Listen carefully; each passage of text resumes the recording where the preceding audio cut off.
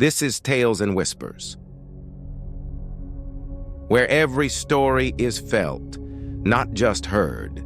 Hey there, and welcome. Today, we're going to dive into this really powerful story. It's about a teacher, a student, and believe it or not, a single line of poetry that completely changed everything. So let's just start with a big question, right? Can one word, or even just one small gesture, actually change the entire course of someone's life?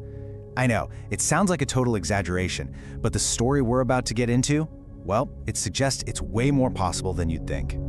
All right, so our story kicks off in a place we've all been, right?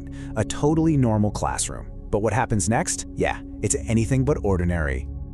Okay, so picture this. You've got a substitute teacher, she's new to the class, and honestly, she's just trying to get through the lesson for the day. She picks a student, totally at random, asks a simple question. I mean, it's a scene that's played out millions of times in schools everywhere, right? But what she gets back is just shocking. It's not an answer. Instead, this wave of laughter just erupts from every other kid in the room. The teacher is just completely baffled. And the laughter, it's cruel, it's instant, and it makes absolutely no sense. And then it clicks. She looks around, sees the glances, the sneers, and the brutal truth just hits her. They weren't laughing because he got the answer wrong.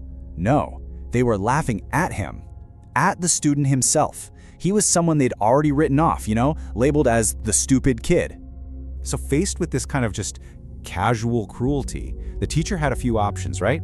She could have punished the whole class or just ignored it and moved on. But she didn't. She chose a totally different path.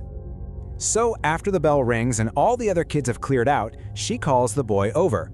Away from all those prying eyes, away from all that judgment, she starts to put a secret plan into motion. She doesn't yell at him, she doesn't give him some big lecture. Instead, she just hands him this piece of paper, and on it is just one single line of poetry. She tells him, "I want you to memorize this. Know it like you know your own name, and don't tell a soul." See, this wasn't just a poem, it was a key. And this is so important. This wasn't some magic wand she was waving. No, this was a deliberate, really careful strategy to rebuild this kid's belief in himself. And it all started with one small, but honestly, brilliant step. So the very next day, the teacher goes up to the board and writes that exact same line of poetry. She takes the time to explain its beautiful meaning, its literary depth, the whole shebang, and then she erases it, wipes the board totally clean and asks the class, "So, who memorized it?" And silence. Nobody moves. But then, after a second, one single hand slowly goes up. It's kind of shy, a little hesitant. It was him, the boy everyone had laughed at. He was the only one with the secret she'd given him. He stumbled a little bit, but he recited the line perfectly. And instantly, the teacher just heaps praise on him. Then, to the complete shock of the entire class, she tells everyone, "Give him a round of applause." And just like that, you could feel the entire dynamic in the room just shift. But here's the really clever part. She didn't just do it once. She kept this up using different little methods for over a week.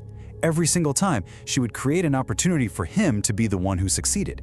And every time, the praise and the applause would follow. Slowly but surely, a new self-image started to take root, not just in his own mind, but in the minds of his classmates too. And this small, consistent act of building up his confidence, well, it didn't just change his time in school, it ended up changing the entire course of his life.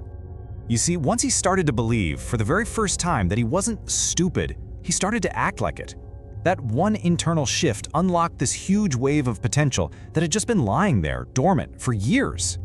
He started actually competing with his classmates. He started studying, really pushing himself for the first time. And what do you know? He started to excel. He just powered through high school with this whole new drive. And that success just kept pushing him forward. It earned him a spot at university. I mean, think about that. Something that would have seemed absolutely impossible just a couple of years before. But he wasn't done yet. Oh no. He kept on with his studies, kept building that momentum, and eventually earned his master's degree with distinction. And today, that same boy who was once laughed at so cruelly by his entire class, well, he's now getting ready to earn his PhD.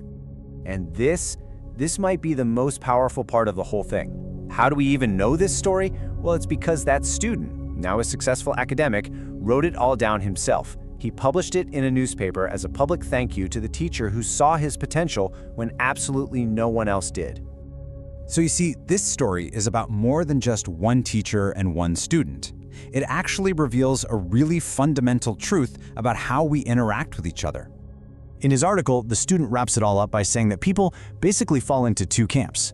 There are those who are keys to good, and then there are those who are locks to evil. So let's break that down a bit.